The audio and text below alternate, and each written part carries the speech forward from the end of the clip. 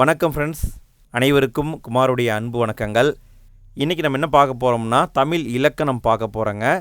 தமிழ் இலக்கணத்தில் வேற்றுமை அப்படிங்கிற டாப்பிக்கை நம்ம பார்க்க போகிறோம். வேற்றுமைனா என்ன, வேற்றுமையில் என்னென்ன உறுப்புகள் இருக்குது, வேற்றுமை எங்கே எப்படி வரும் அப்படிங்கிறத நம்ம இந்த வீடியோவில் டீட்டெயிலாக பார்க்க போகிறோம். இது ஸ்கூல் புக்கு கண்டென்ட்டு தாங்க, 8ஆம் வகுப்பில் கொடுத்துருக்காங்க. இது பார்த்திங்கன்னா ஒரு ரூல்ஸ், அதாவது எங்கே எது வரணும் அப்படிங்கிற ஒரு ரூல்ஸு. நீங்கள் கணக்கில் பார்த்தீங்கன்னா a+b = அந்த மாதிரிலாம் படிச்சிருப்பீங்கள்ல, அதே மாதிரி தான் இதுவும் ஒரு ரூல்ஸ் தான். என்ன அப்படிங்கிறத நீங்கள் கற்றுக்கிட்டிங்கன்னா போதும். நீங்கள் படிக்க வேண்டிய அவசியம் கிடையாது, நீங்கள் கற்றுக்கிட்டால் போதும். ஆனால் அந்த கற்றுக்கிற பக்குவம் அப்படிங்கிறது ரொம்ப கஷ்டமாக இருக்கும். ஏன்னா இந்த இலக்கணம் அப்படிங்கிற பகுதியை பொறுத்த வரைக்கும் கண்டிப்பாக போர் அடிக்கும், நமக்கு படிக்க இன்ட்ரெஸ்டே வராது. ஆனால் இலக்கணத்துலேருந்து சமீப காலமாக நிறைய கேள்வியை டிஎன்பிஎஸ்சி கேட்குறாங்க. அது மட்டும் இல்லாமல் டெட்டு, இந்த மாதிரி நிறைய எக்ஸாமில் இலக்கண கேள்வி நிறைய வருது. ஸோ நம்ம படிச்சுத்தான் ஆக வேண்டும், சரிங்களா? இந்த வீடியோவை எப்போ பார்க்கணும், அதுக்குன்னு ஒரு டைம் இருக்குங்க, நேரம் காலம் இருக்கிறது.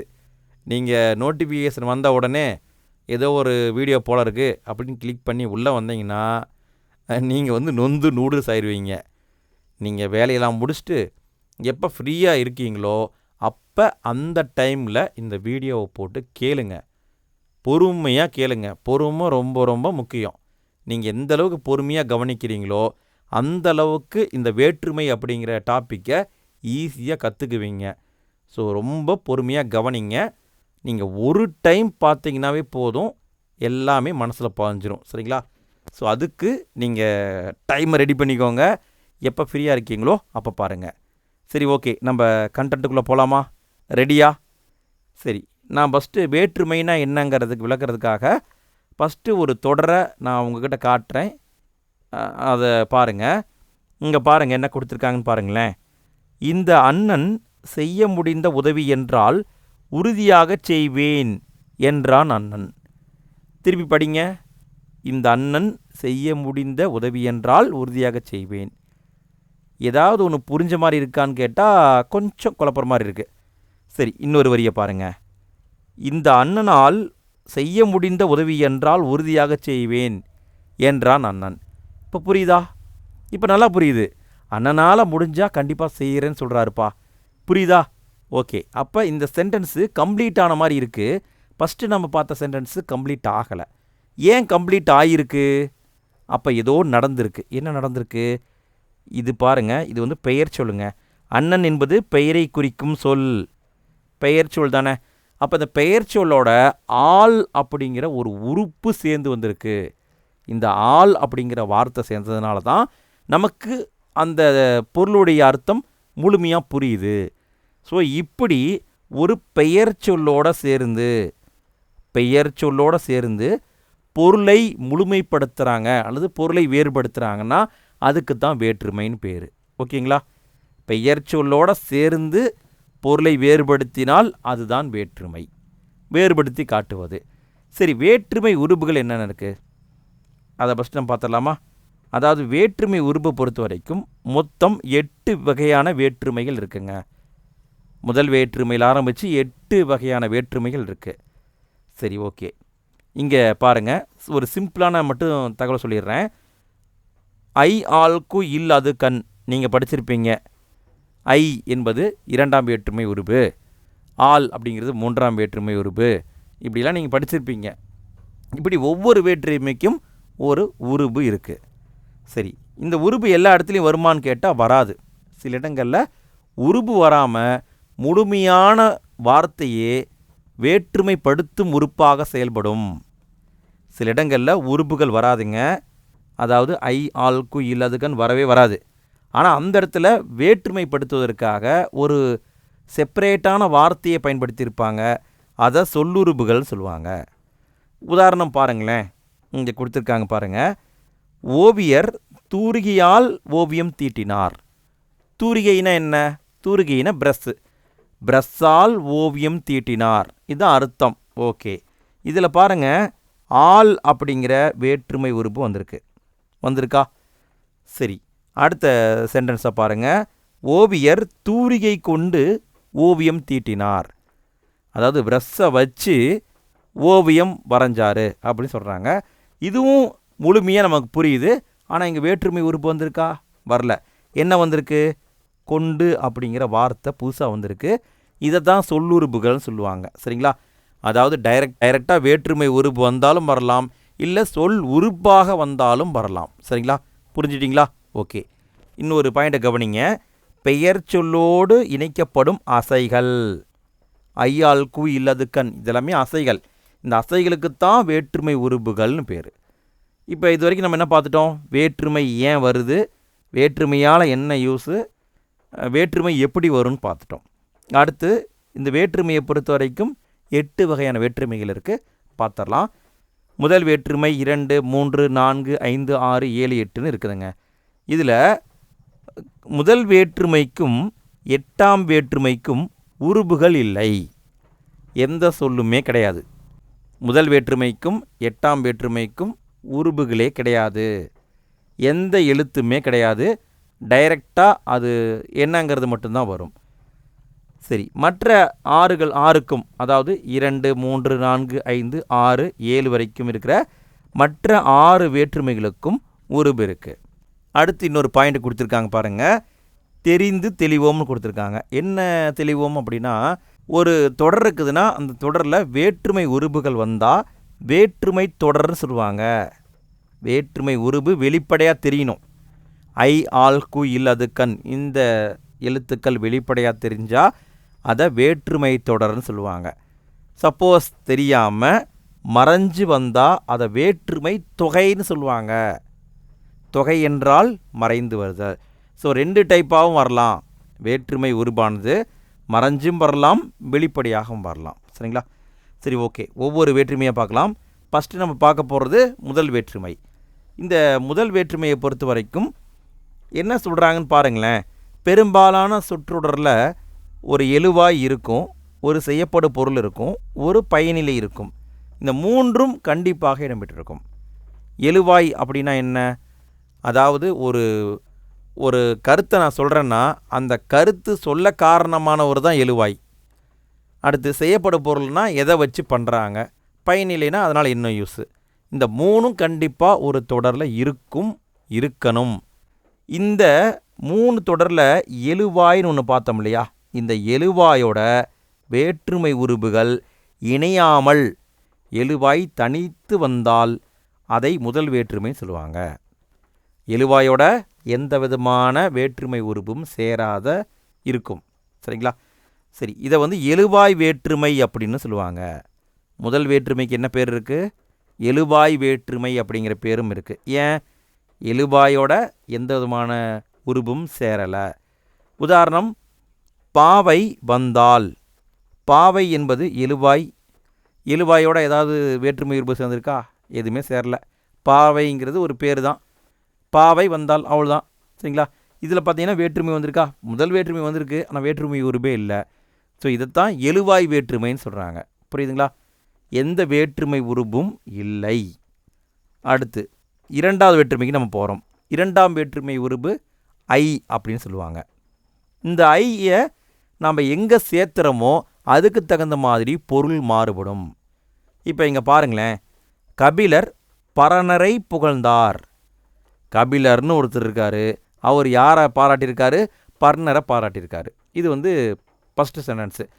2வது சென்டென்ஸை பாருங்கள். கபிலரை பரணர் புகழ்ந்தார். இப்போ என்ன மீனிங் வருது?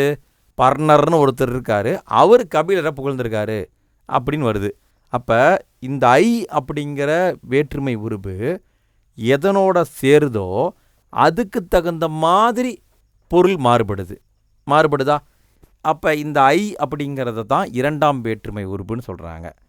இந்த 2ஆம் வேற்றுமை உருபை பொறுத்த வரைக்கும், அதாவது இந்த ஐ எதனோட சேருதோ அது செய்யப்படு பொருளாக மாறும். இந்த ஐ என்பது எதனோட சேருதோ அதை செய்யப்படு பொருளாக மாற்றும். அதனால் இது பார்த்திங்கன்னா பெயரை செய்யப்படு பொருளாக மாற்றுறதுனால 2ஆம் வேற்றுமைக்கு செய்யப்படு பொருள் வேற்றுமைன்னு ஒரு பேர் இருக்குது. சரிங்களா? முதல் வேற்றுமைக்கு என்ன பேர் பார்த்தோம்? எழுவாய் வேற்றுமைன்னு பார்த்தோம். 2ஆம் வேற்றுமைக்கு என்ன பேர்? செய்யப்படு பொருள் வேற்றுமைன்னு சொல்லுவாங்க. சரிங்களா? சரி, இந்த 2ஆம் வேற்றுமை பொறுத்த வரைக்கும் 6 வகையான பொருட்களில் வரும். இதையும் எக்ஸாமில் கேட்பாங்க. இரண்டாம் வேற்றுமையை செய்யப்படும் பொருள் வேற்றுமைன்னு சொல்லுவாங்க. 6 பொருட்களில் வரும். என்னென்ன பொருள்? ஆக்கல், ஆக்கல்னா உண்டாக்கல், அழித்தல்னா அழித்து விடுதல், அடைதல்னா நம்ம அதை அடைகிறது, நீத்தல் அப்படின்னா நீக்குதல், ஒத்தல்னா அதாவது ஈவனாக இருக்கிற கேட்டகரி, உடைமைனா நம்ம அதை அடைதல். இந்த மாதிரி 6 வகையான பொருட்களில் வரும். உதாரணம் கொடுத்துருக்காங்க பாருங்கள். கரிகாலன் கல்லணையை கட்டினான். இங்கே ஐ அப்படிங்கிறது வந்திருக்கு. ஐ என்பது இரண்டாம் வேற்றுமை உருபு. கல்லணையை கட்டினார், கட்டினார்னா உருவாக்குனார். அப்போ இது ஆக்கல், ஆக்கல் பொருளை வந்திருக்கா? ஓகே. அடுத்து பாருங்கள். பெரியார் மூட நம்பிக்கைகளை ஒழித்தார், அதாவது அழிச்சிட்டாரு. அப்போ இதனுடைய அர்த்தம் என்ன வருது? அழித்தல். கோவலன் மதுரையை அடைந்தான். இங்கே பாருங்கள், இங்கேயும் ஐ தான் வந்திருக்கு. அப்போ கோவலன் மதுரையை அடைந்தான் அப்படிங்கிறது அடைதல், இதனுடைய பொருளில் வந்துருச்சு. அடுத்து பாருங்கள். காமராசர் பதவியை துறந்தார், நீக்கிட்டாரு. ஸோ நீக்கல் பொருளில் வருது. தமிழ் நமக்கு உயிரை போன்றது. உயிரை போன்றதுனா இணையானது. ஸோ இங்கே ஒத்தல். வள்ளுவர் பெரும் புகழை உடையவர், உடைமை. அதாவது நல்லா கவனிச்சுக்கோங்க, இரண்டாம் வேற்றுமை உருபு 6 வகையான பொருட்களில் வரும். சரிங்களா? ஐ என்பது தான் வேற்றுமை உருபு, செய்யப்படும் பொருள் வேற்றுமைன்னு சொல்லுவாங்க. ஓகே, பார்த்தாச்சுங்களா? அடுத்து நம்ம 3ஆம் வேற்றுமைக்கு நம்ம போகிறோம். 3ஆம் வேற்றுமையை பொறுத்த வரைக்கும் இதனுடைய உருபுகள் அப்படின்னு பார்த்தீங்கன்னா ஆள் அப்படிங்கிறது வரும், ஆண் அப்படிங்கிறது வரும், ஓடு ஓடு. இந்த 4ம் வரும். 3ஆம் வேற்றுமை உருபுகள் 4: ஆள், ஆண், ஓடு ஓடு. இதில் ஃபஸ்ட்டு நம்ம ஆள் ஆண் இதை பார்த்துருவோம். சரிங்களா? இந்த ரெண்டையும் நம்ம ஃபஸ்ட்டு பார்த்துருவோம், அப்புறம் ஓடு ஓட பார்த்துடலாம். இந்த ஆள் ஆண் இதை பொறுத்த வரைக்கும் எங்கே வரும் அப்படின்னா கருவி பொருள், கருத்தா பொருள், இந்த 2 வகையான பொருளை மட்டும்தான் வரும். ஆள் ஆண் அப்படிங்கிறது கருவி பொருள்லேயும் வரும், கருத்தா பொருள்லேயும் வரும். இந்த கருவி பொருள் அப்படிங்கிறத பொறுத்த வரைக்கும் அதில் 2 டைப் இருக்குது. முதல் கருவி, துணை கருவி. அதாவது கருவின்னா என்ன மீனிங்னு பார்த்தீங்கன்னா ஒன்றை உருவாக்குறது, உருவாக்குறதுக்கு பயன்படுறது தானே கருவி. அப்போ முதன்மையாக பயன்படுத்துகிற கருவின்னு ஒன்று இருக்குது, சப்போர்ட்டிவாக பயன்படுத்துகிற கருவின்னு ஒன்று இருக்குது. சரிங்களா? அப்போ 2 விதமான கருவி பொருள் இருக்குது. முதற்கருவி, துணைக்கருவி. இதுக்கு உதாரணம் கொடுத்துருக்காங்க பாருங்கள். அதாவது மரத்தால் சிலை செய்தான். இது பார்த்தீங்கன்னா முதல் கருவி. அதாவது என்ன பண்ணியிருக்கான்? மரத்தை வச்சு சிலை பண்ணியிருக்கான். சரிங்களா? மரத்தை வச்சுனா மரத்தை வச்சு மரத்தை குடஞ்சி மரத்துலேருந்து சிலையை உருவாக்கியிருக்கான். அப்போ இங்கே கருவி அப்படிங்கிறதே செய்யப்படும் பொருளாக மாறிடுச்சு. அடுத்து இன்னொரு தொடரை பாருங்கள்.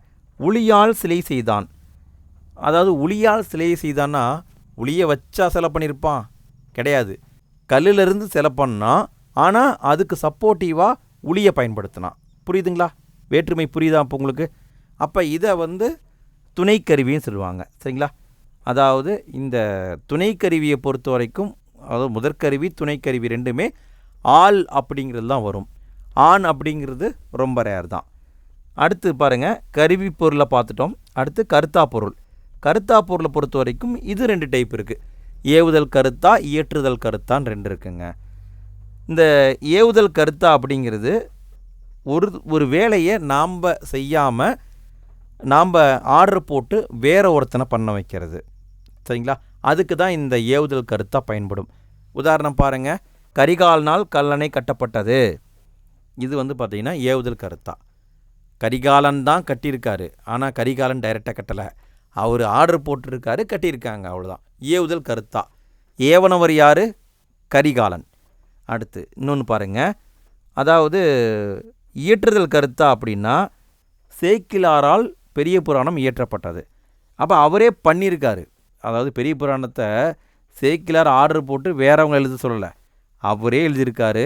அப்போ இதை இயற்றுதல் கருத்தான்னு சொல்லுவாங்க. முன்னே நம்ம பார்த்தது ஏவுதல் கருத்தா. 2 டைப் இருக்கா? சரி, ஓகே, பார்த்துக்கோங்க. இந்த ஆள் அப்படிங்கிறத பொறுத்த வரைக்கும் எங்கெங்கே வருது? கருவி பொருளையும் வருது, கருத்தா பொருளையும் வருது. ஓகேங்களா? அடுத்து இன்னும் 2 இருக்கு இல்லையா, ஒடு ஓடு. இந்த 2மே பார்த்திங்கன்னா 3ஆம் வேற்றுமை உருபு தான். ஆனால் இந்த 2 எங்கே வரும்? உடன் நிகழ்ச்சி பொருளில் தான் வரும். அதாவது ஒரு நிகழ்ச்சி நடக்குது, அதனுடைய தொடர்ச்சியாக உடனே கூடவே இன்னொரு நிகழ்ச்சி நடக்குது, அப்போ அங்கே தான் ஒடு ஓடு வரும். உதாரணம் பாருங்கள், தாயோடு குழந்தை சென்றது. அதாவது தாய் போயிட்டுருக்காங்க, இது வந்து பிரைமரியாக நடக்கிற விஷயம். கூடவே சப்போர்ட்டிவாக குழந்தையும் போயிட்டுருக்கு, சரிங்களா? அப்போ கூடவே நடக்கிறது தான் உடனிகழ்ச்சி பொருள்னு சொல்கிறாங்க. இன்னொரு உதாரணம் பாருங்கள், அமைச்சரோடு அலுவலர்கள் சென்றனர். அமைச்சர் போயிட்டுருக்காரு, சப்போர்ட்டிவாக யார் போயிட்டுருக்காங்க? அலுவலர்கள் போயிட்டுருக்காங்க. ஸோ இந்த மாதிரி பார்த்தீங்கன்னா உடனிகழ்ச்சி பொருளில் ஒடு ஓடு இந்த 2 வரும். ஓகேங்களா? அப்போ 3ஆம் வேற்றுமை உருபு என்னதுங்க? ஆல் ஆண் ஒடு ஓடு. இதில் ஆல் ஆண் அப்படிங்கிறது கருவி பொருளையும் வரும், கருத்தா பொருளையும் வரும். ஒடு ஓடு என்பது உடனிகழ்ச்சி பொருள் தான் வரும். இன்னொரு பாயிண்ட்டை கவனிங்க, ஆள் அப்படிங்கிற வார்த்தையை தான் நம்ம அதிகமாக பயன்படுத்துவோம். ஆண் அப்படிங்கிற வார்த்தையை நம்ம மோஸ்ட்லி பயன்படுத்த மாட்டோம். அதை எங்கே பயன்படுத்தியிருக்காங்கன்னா அதை இலக்கியங்களில் தான் பயன்படுத்தியிருக்காங்க. அதாவது செய்யுள் வழக்கில் தான் ஆண் அப்படிங்கிறது பெரும்பாலும் பயன்படுத்தப்பட்டிருக்கு. இப்போ உதாரணம் பாருங்கள், புறந்தூய்மை நீரான் அமையும். இது வந்து திருக்குறள், அங்கே நீரான் அப்படின்னு போட்டிருக்காங்க இல்லையா? ஸோ இந்த ஆண் அப்படிங்கிறது செய்யுள் வழக்கில் மட்டும்தான் இருக்குது. இங்கே பார்த்தீங்கன்னா நார்மலாக காமனாக யூஸ் பண்ணுற வேர்டாக இல்லை. ஓகே, 3ஆம் வேற்றுமையை பார்த்தாச்சா? குழப்பம் எதுவும் இல்லையே? குழப்பம் வரும், கிளியர் பண்ணிக்கோங்க, வேறு வழி கிடையாது. அடுத்து 4ஆம் வேற்றுமையை பாருங்கள். 4ஆம் வேற்றுமைக்குரிய உருபு கூ. ஒரே ஒரு சொல் மட்டும்தான் இருக்குது, கூ. இந்த கூ அப்படிங்கிறது பார்த்திங்கன்னா 8 வகையான பொருட்களில் வரும். என்னென்ன பொருளில் வரும்? கொடை, பகை, நட்பு, தகுதி, அதுவாதல், பொருட்டு, முறை, எல்லை. இந்த 8 வகையான பொருளில் தான் 4ஆம் வேற்றுமை உருபு வரும். உதாரணத்தோடு பார்த்துடலாமா? இங்கே பாருங்கள், முல்லைக்கு தேர் கொடுத்தான். இங்கே கூ வந்திருக்கா? இது வந்து கொடை, கிஃப்டாக கொடுக்குறது. முல்லைக்கே வந்து தேரை கொடுத்துட்டானப்பா அப்படி சொல்லுவோம்ல. யார் கொடுத்தாங்க? பாரி கொடுத்தாரு. ஸோ அதை வந்து பாரி தானே, ஆமாம், அவர் தான் கொடுத்தாரு. அதை வந்து நம்ம கொடையாக சொல்கிறாங்க. அப்போ அந்த இடத்துல கொடையாக கொடுக்குற இடத்துல கூ வரும். அடுத்து பாருங்கள், புகை மனிதனுக்கு பகை. ஸோ பகைங்கிற இடத்துலையும் அந்த கூ அப்படிங்கிற வார்த்தை வருது.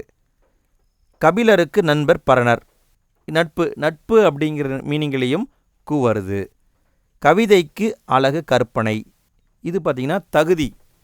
கவிதைக்கு அழகுங்கிறது என்னது? கற்பனைங்கிறது ஒரு தகுதி. ஸோ அந்த ஈவனான தகுதிக்காக கூ வருது. அடுத்து குழந்தைக்கு பால் வாங்கினான். அதுவாதல். குழந்தைக்கு பால் வாங்கினான், என்ன வாங்கியிருக்க மாட்டான். ஸோ அதுவாதல் பொருட்டு இங்கே வருது. அடுத்து தமிழ் வளர்ச்சிக்கு பாடுபட்டார். தமிழுடைய வளர்ச்சிக்காக அதன் பொருட்டு பாடுபட்டார். ஸோ இந்த மீனிங்லேயும் வருது. செங்குட்டுவனுக்கு தம்பி இளங்கோ. முறை, அதாவது அவனுடைய தம்பி முறை தான்ப்பா இளங்கோ அப்படி சொல்கிறாங்க இல்லையா, அதுக்காக வருது. எல்லை, தமிழ்நாட்டுக்கு கிழக்கு வங்கக்கடல், எல்லைங்கிற பொருள் வருது. ஸோ இந்த மாதிரி பார்த்திங்கன்னா 4ஆம் வேற்றுமை உருபு கண்டிப்பாக 8 வகையான பொருட்களில் வரும். சரிங்களா? என்ன உருபு? கூ அப்படிங்கிறது வரும். சரி, ஆனால் இந்த கூ அப்படிங்கிற வேர்டு தான் எல்லா இடத்துலையும் வருமானு கேட்டால் எல்லா இடத்துலையும் வராது. இப்போ நம்ம இதோட பார்த்திங்கன்னா வேறு ஒரு வார்த்தையும் சேர்த்து பயன்படுத்துகிறோம். என்ன வார்த்தை அப்படின்னா, ஆக அப்படிங்கிற அசையையும் சேர்த்து பயன்படுத்துகிறோம். 4ஆம் வேற்றுமை உருபோட ஆக அப்படிங்கிற அசையையும் பயன்படுத்துகிறோம். உதாரணம் பாருங்கள், கூலிக்காக வேலை செஞ்சான். கூலிக்காக, சரிங்களா? ஆக அப்படிங்கிற வார்த்தை வந்தால் கண்டிப்பாக அது 4ஆம் வேற்றுமை உருபு. சரிங்களா? டவுட் இல்லையே? சரி, ஓகே. இவ்வளோ நேரம் பொறுமையாக நீங்கள் பார்த்ததே பெரிய விஷயம்னு நினைக்கிறேன். வேறு வழி கிடையாதுங்க. நீங்கள் இலக்கண பகுதியை பொறுத்த வரைக்கும் எந்த அளவுக்கு நீங்கள் ஃபோக்கஸ்டாக புரிஞ்சிக்கிறீங்களோ அதுதான் கான்செப்ட்டு. ரூல்ஸ் என்னங்கிறது உங்களுக்கு தெரிஞ்சிச்சுன்னா போதும். சரிங்களா? இந்த ரூல்ஸை பொறுத்த வரைக்கும் நீங்கள் ஒன்ஸ் கற்றுக்கிட்டாவே உங்கள் மனசில் அப்படி தங்கிடும். ஆனால் கற்றுக்கிறது கஷ்டமாக இருக்கும், அவ்வளோதான். சரி, ஓகே. அடுத்து 5ஆம் வேற்றுமை உறுப்பு பார்க்கலாமா? சரி, ஆரம்பிக்கலாம். இல்லை பார்க்க முடியல அப்படின்னா கூட போய் ஒரு டீ சாப்பிட்டு வந்து பாருங்கள், வேறு வழி கிடையாது. சரி, ஓகே. பாருங்கள், இல் இன் அப்படிங்கிறது 5ஆம் வேற்றுமை உறுப்புகள். இல் அதுவும் வரும், இன் அப்படிங்கிறது வரும். சரி, இது எங்கே வரும்? இது பார்த்தீங்கன்னா 4 விதமான பொருளில் வரும். நீங்கள், ஒப்பு, எல்லை, ஏது. இந்த 4 வகையான பொருளில் இல் அப்படிங்கிறதும் வரும், இன் அப்படிங்கிறதும் வரும். இங்கே உதாரணம் பாருங்கள். தலையின் இழிந்த மயிர், தலையிலிருந்து பிரிந்த மயிர் அப்படி சொல்லலாம். நீக்கல் அந்த பொருளில் வருது. பாம்பின் நிறம் ஒரு குட்டி, அதாவது பாம்போடைய நிறம் என்னமோ அந்த நேரத்தில் குட்டி இருக்குது. அதாவது ஒப்புமை இப்படி சொல்கிறாங்க, அதுக்கு ஈவனாக இருக்குது பார்ப்பா அப்படி சொல்கிறாங்க. அப்போ இது ஒப்பு அதுக்கு வருது. தமிழ்நாட்டின் கிழக்கு வங்கக்கடல் எல்லையை குறிப்பிடுது. சிலேடை பாடுவதில் வல்லவர் காலமேகம், ஏது அப்படிங்கிற பொருளில் வருது. இந்த மாதிரி பார்த்தீங்கன்னா 5ஆம் வேற்றுமை உருபு 4 விதமான பொருளில் வரும். வேற்றுமை உருபு என்னதுங்க? இல், இன், இந்த 2 வரும். அடுத்து 6ஆம் வேற்றுமை உருபு பார்த்துடலாம். இன்னும் 2 தான் இருக்குது, சரிங்களா? 6ஆம் வேற்றுமை உருபை பாருங்கள். அது, ஆது, ஆ, இந்த 3ம் 6ஆம் வேற்றுமை உருபுகள். அது, ஆது, ஆ, இந்த 3 வரும். இந்த 6ஆம் வேற்றுமையை பொறுத்த வரைக்கும் உரிமை பொருளில் வரும். இதுதான் முக்கியம். இதை டைரெக்டாகவே கேட்பாங்க. உரிமை பொருள் அப்படின்னு சொல்லுவாங்க, கிழமை பொருள் அப்படின்னு சொல்லுவாங்க. 2ல் எந்த வார்த்தையை வேணால் பயன்படுத்தலாம். உரிமை பொருளும் சொல்லலாம், கிழமை பொருளும் சொல்லலாம். சரி, எந்த வேற்றுமை வரும்? 6ஆம் வேற்றுமை தான் வரும். சரி, இங்கே உதாரணம் பாருங்கள். ராமனது வில், ராமனுக்கு சொந்தமான வில். நண்பனது கை, நண்பனுக்கு சொந்தமான கை. இந்த மாதிரி பார்த்திங்கன்னா உரிமை பொருளில் தான் 6ஆம் வேற்றுமை உருபு வரும். அடுத்து இன்னொரு பாயிண்ட் கொடுத்துருக்காங்க பாருங்கள். அது அப்படிங்கிற அந்த வேற்றுமை உருபை நம்ம இன்றைய காலங்களில் நிறைய பயன்படுத்துகிறோம். ஆனால் ஆது, ஆ, இந்த உறுப்புகளை இக்காலத்தில் நம்ம பயன்படுத்துறதில்லை, மோஸ்ட்லி பயன்படுத்துறதில்லை. அது அப்படிங்கிறத மட்டும்தான் நம்ம பயன்படுத்துகிறோம், சரிங்களா? ஓகே, அடுத்து 7ஆம் வேற்றுமை. 7ஆம் வேற்றுமைக்குரிய உருபு என்னது? கண். 7ஆம் வேற்றுமை உருபு கண். கண் அப்படிங்கிறதும் வரும். சில எக்ஸ்ட்ரா வேர்டு அதுவும் வரும். என்ன வரும்? மேல் அப்படிங்கிறது வரும், கீழ் அப்படிங்கிறது வரும், கால் அப்படிங்கிறது வரும், இல், இடம் போன்ற உருபுகளும் வரும், சரிங்களா? நல்லா கவனிச்சிங்களா? 7ஆம் வேற்றுமை உருபில் இல் அப்படிங்கிறதும் இருக்குது. இங்கே பாருங்கள், 5ஆம் வேற்றுமை உருபு, இங்கேயும் பாருங்கள் இல் இருக்குது. என்ன குமார், 2 இடத்துல இல் வருது. அப்போ எங்கே எது வரும்னு எங்களுக்கு எப்படி தெரியும் அப்படின்னு கேட்டிங்கன்னா, அதுக்கு தான் பாக்ஸ் கனெக்ட் கொடுத்துருக்காங்க பாருங்கள். இல் என்ற உருபு 5ஆம் வேற்றுமையிலும் வரும், 7ஆம் வேற்றுமையிலும் வரும், 2லேயும் வரும். ஆனால் இல் அப்படிங்கிற அந்த வார்த்தையானது நீங்கள் பொருளில் வந்தால் அது கண்டிப்பாக 5ஆம் வேற்றுமை. 5ஆம் வேற்றுமையில் இல் வந்தால் அது நீங்கள் பொருளில் மட்டும்தான் வரும், வேறு பொருளில் வராது. 7ஆம் வேற்றுமையில் வந்தால் அது இடப்பொருளில் தான் வரும், சரிங்களா? 7ஆம் வேற்றுமையில் வந்தால் இடத்தை குறிக்க மட்டும்தான் வரும். 5ஆம் வேற்றுமையில் வந்தால் அது நீங்கள் பொருளில் தான் வரும், சரிங்களா? வித்தியாசத்தை புரிஞ்சுக்கோங்க. இல் 5லேயும் வரும், 7லேயும் வரும். அடுத்து பாருங்கள், இடம், காலம் ஆகியவற்றை குறிக்கும் சொற்களில் 7ஆம் வேற்றுமை உருபு இடம்பெறும். எங்கே வருது? இடத்தை குறிக்கிற சொல் அல்லது காலத்தை குறிக்கும் சொல், இந்த 2 இடங்கள்லேயும் 7ஆம் வேற்றுமை உருபு வருது. உதாரணம், எங்கள் ஊரின் கண் மழை பெய்தது. எங்கள் ஊரில் மழை பெஞ்சதுன்னு அர்த்தம். இரவின் கண் மழை பெய்தது, இரவு நேரத்தில் மழை பெய்ததுப்பா அப்படிங்கிற அர்த்தம். இந்த மாதிரி இடப்பொருள், காலப்பொருள், சரிங்களா? இடத்தை குறிக்கிற பொருள் காலப்பொருளில் வரும். முன்னாடி நம்ம பார்த்தோம் இல்லைங்களா? ஊரின் கண் மழை பெய்தது, எங்கள் ஊரில் மழை பெஞ்சது அப்படின்னா அது இடத்தை குறிக்குது, சரிங்களா? அப்போ இடப்பொருளில் வருது. இரவின் கண் மழை பெய்ததுன்னா இரவு நேரத்தில் மழை பெஞ்சது. காலமா? இரவு என்பது காலம் தானே. ஸோ இடம், காலம், இந்த 2 இடங்கள்லையும் 7ஆம் வேற்றுமை உருபு வரும். உருபு என்னது? கண் அப்படிங்கிற வார்த்தை. அது மட்டும் இல்லாமல் மேல் அப்படிங்கிற வார்த்தையும் வரும், கீழ் அப்படிங்கிற வார்த்தையும் வரும், கால், இல், இடம், இந்த வார்த்தைகளும் வரும்.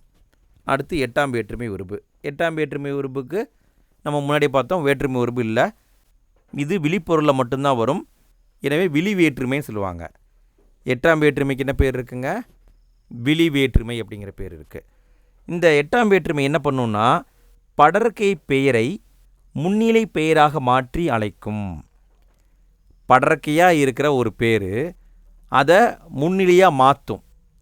இப்படி மாற்றினா அது 8ஆம் வேற்றுமை. சரி, இந்த வேற்றுமைக்கு அப்படின்னு சொல்லி தனியே உறுப்பு கிடையாது. பெயர்கள் திரிந்து வழங்குவதும் உண்டு. இப்போ உதாரணம் பாருங்களேன். அண்ணன் அப்படின்னு நம்ம சொல்கிறோம். அண்ணன் அண்ணன் யாரை சொல்லுவோம்? அண்ணன் அப்படிங்கிற ஒரு படற்கை, அதாவது தன்மைனா என்னை பற்றி நான் சொன்னால் தன்மை. முன்னிலைனா எனக்கு முன்னாடி இருக்கிறவங்கள பற்றி பேசினா அது முன்னிலை. படற்கைனா எனக்கு முன்னாடியும் இல்லை நானும் கிடையாது, எவனோ ஒருத்தர் இருக்கிறான் அவனை பற்றி பேசுகிறோம் அப்படின்னா அதுதான் படற்கை. அண்ணன் அப்படிங்கிறவங்க அவங்க முன்னாடி கிடையாது, அவங்க எங்கேயோ இருக்காங்க, ஒரு அண்ணனை பற்றி நான் பேசுகிறேன். சரி, படற்கையாக இருக்கிற அந்த அண்ணனுங்கிற வார்த்தையை அண்ணா அப்படின்னு சொன்னோன்னு வச்சுக்கோங்களேன். அண்ணா யாரை சொல்லுவோம்? நமக்கு முன்னாடி யார் நிற்கிறாங்களோ அவங்கள தான் அண்ணா அப்படி சொல்லுவோம். ஆனால் ஊரில் இருக்காங்கன்னு என்ன சொல்லுவோம்? எங்கள் அண்ணன் ஊரில் இருக்கார் அப்படின்னு சொல்லுவோம். புரியுதுங்களா? எங்கள் அண்ணன் ஊரில் இருக்காருன்னு சொல்லுவோம், அது படற்கை. ஆனால் என் முன்னாடி இருக்கும்போது அண்ணா அப்படி சொல்லுவோம். இப்படி படற்கை வார்த்தையை அது முன்னிலை பெயராக மாற்றினா அது 8ஆம் வேற்றுமை. இன்னொரு உதாரணம் பாருங்கள். புலவர் அப்படிங்கிறது படற்கை, புலவரே அப்படின்னு நம்ம சொல்லுவோம். இப்படி அழைச்சாங்கன்னா அது 8ஆம் வேற்றுமை. புரிஞ்சுதுங்களா? சரி, ஓகே. அடுத்தது இங்கே சில கருத்துக்களை கொடுத்துருக்காங்க பாருங்கள். நம்ம முன்னாடி பார்த்தோம் இல்லையா, அதுதான் கொடுத்துருக்காங்க. முதல் வேற்றுமையை எழுவாய் வேற்றுமைன்னு சொல்லுவோம். சொல் உருபு இருக்கா? உருபு கிடையாது. சரி, என்னென்ன வரும்? சொல்லுருபாக சில வார்த்தைகள் வரும்.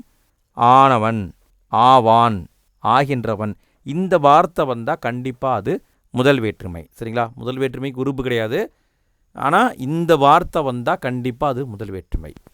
சரி, முதல் வேற்றுமை எப்படி வரும்? பயனிலை ஏற்று வரும். அடுத்து 2ஆம் வேற்றுமை, இதுக்கான உருபு என்னதுங்க? ஐ என்பது உருபு. சொல்லுருபு இருக்கா? சொல்லுருபு கிடையாது. முதல் வேற்றுமைக்கு உருபு இல்லை, 2ஆம் வேற்றுமைக்கு சொல்லுருபு கிடையாது. இதை வச்சு கூற்றுக்காரந்து கூட கேட்கலாம். சரிங்களா? கூற்று 1 சொல்கிறேன் கவனிங்க. முதல் வேற்றுமைக்கு உருபு இல்லை. கூற்று 2 2ஆம் வேற்றுமைக்கு சொல்லுருபு இல்லை. இப்படியும் செட் பண்ணுவாங்க. சரிங்களா? கொஞ்சம் டெப்த்தாக கவனிங்க. சரி, ஓகே. 2ஆம் வேற்றுமை என்ன பண்ணும்? பொருளை செய்யப்படு பொருளாக மாற்றும். அதனால் செய்யப்படு பொருள் வேற்றுமைன்னு நம்ம சொல்லுவோம். அடுத்து 3ஆம் வேற்றுமை உருபு என்ன? ஆள், ஆண், ஓடு, ஓடு, இதெல்லாம் உருபுகள். சொல்லுருபும் வரும். என்ன வரும்? கொண்டு, வைத்து, உடன், கூட, இந்த சொல்லுருபுகளும் வரும். சரி, இந்த 3ஆம் வேற்றுமை என்ன பண்ணும்? கருவி, கருத்தா, உடனிகழ்ச்சி, இந்த பொருளில் வரும். அடுத்து 4ஆம் வேற்றுமை. 4ஆம் வேற்றுமை உருபு என்னது? கு. சொல்லுருபு ஆக, பொருட்டு, நிமித்தம், இந்த சொல்லுருபுக்காக வரும். சரி, எந்தெந்த பொருளில் வரும்? 8 விதமான பொருளில் வரும்னு முன்னாடி நம்ம பார்த்தோம். என்ன பொருள்? கொடை, பகை, நட்பு, தகுதி, அதுவாதல், பொருட்டு, முறை, எல்லை, இந்த 8 பொருளில் 4ஆம் வேற்றுமை உருபு வரும். அடுத்து 5ஆம் வேற்றுமை உருபு. உருபு என்னதுங்க? இல், இன், இந்த 2 வரும். சொல்லுருபு இருந்து, நின்று, காட்டிலும், பார்க்கிலும், இது வரும். பொருள் அப்படின்னு பார்த்தீங்கன்னா நீங்கள், ஒப்பு, எல்லை, ஏது, இந்த 4 பொருளில் வரும். அடுத்து 6ஆம் வேற்றுமை. 6ஆம் வேற்றுமை பொறுத்த வரைக்கும் வேற்றுமை உருபு அது, ஆது, ஆ. சொல்லுருபு உடைய, இது எப்படி வரும்? கிழமை பொருளில் வரும். கிழமைன்னா என்ன பார்த்தோம்? உரிமைன்னு பார்த்தோம். உரிமை பொருளில் வரும். அடுத்து 7ஆம் வேற்றுமை. 7ஆம் வேற்றுமை உருபு என்னதுங்க? கண்ணு. சொல்லுருபு இருக்கா? இல்லை. இது எங்கே வரும்? காலம், இடம், அதை குறிக்கிற மாதிரி வரும். 8ஆம் வேற்றுமை விழி வேற்றுமைன்னு சொல்லுவாங்க. சொல்லுருபு கிடையாது, அதே மாதிரி உருபும் கிடையாது. விழி, அழைத்தல் பொருட்டில் வரும். சரிங்களா? நல்லா கவனிங்க. வேற்றுமையை பொறுத்த வரைக்கும் உருபும் சொல்லுருபும் இல்லாத வேற்றுமை எதுன்னு கூட கேட்கலாம். அடுத்த எக்ஸாம்பிள் எப்படின்னு கேட்க வாய்ப்பு இருக்குது. உருபும் இல்லை, சொல்லுருபும் இல்லை, அது எந்த வேற்றுமைன்னு கேட்கலாம். 8ஆம் வேற்றுமை தான் அந்த வேற்றுமை. நம்ம முதல் வேற்றுமைன்னு போட்டக்கூடாது. முதல் வேற்றுமையில் உருபு தான் இல்லை, ஆனால் சொல்லுருபு இருக்குது. சரிங்களா? கொஞ்சம் டெப்த்தாக படிங்க ஃப்ரெண்ட்ஸ். ஓகே, இந்த வீடியோவில் நம்ம வேற்றுமைனா என்னன்னு பார்த்துட்டோம். உங்களுக்கு புரிஞ்சிருக்குன்னு நான் நினைக்கிறேன். என்னால் முடிஞ்ச அளவுக்கு எப்படி பொறுமையாக சொல்ல முடியுமோ, எளிமையாக சொல்ல முடியுமோ அந்தளவுக்கு சொல்லியிருக்கேன் ஃப்ரெண்ட்ஸ். நீங்கள் எப்போ ஃப்ரீயாக இருக்கீங்களோ அப்போ திரும்ப இன்னும் 2-3 முறை இந்த வீடியோ போட்டு கேளுங்க. உங்கள் மனசில் ரூல்ஸ் பதிஞ்சால் போதும். ரூல்ஸ் என்னங்கிறது உங்களுக்கு தெரிஞ்சால் போதும். நீங்கள் ரொம்ப கஷ்டப்பட்டுலாம் படிக்க வேண்டியது கிடையாது. சரி நண்பா, வீடியோ பற்றிய கருத்துக்களை மறக்காமல் கமெண்ட்டில் போட்டுவிடுங்க. உங்களுடைய கருத்துக்கள் எங்களுக்கு பூஸ்டப்பாக இருக்குது. வீடியோ பிடிச்சிருந்தா லைக் பண்ணுங்கள். வீடியோவுக்கு ஹைப் அப்படிங்கிறதையும் முடிஞ்சால் கொடுத்துருங்க. உங்கள் ஃப்ரெண்ட்ஸ்க்கும் ஷேர் பண்ணி விடுங்க. பார்த்து சப்போர்ட் பண்ணுங்கள் ஃப்ரெண்ட்ஸ். உங்கள் சப்போர்ட்டில் தான் வண்டி ஓடிக்கிட்டு இருக்குது. பார்த்து சப்போர்ட் பண்ணுங்கள். சரி, ஓகே நண்பா, அடுத்த வீடியோவில் சந்திக்கலாமா? தேங்க்யூ.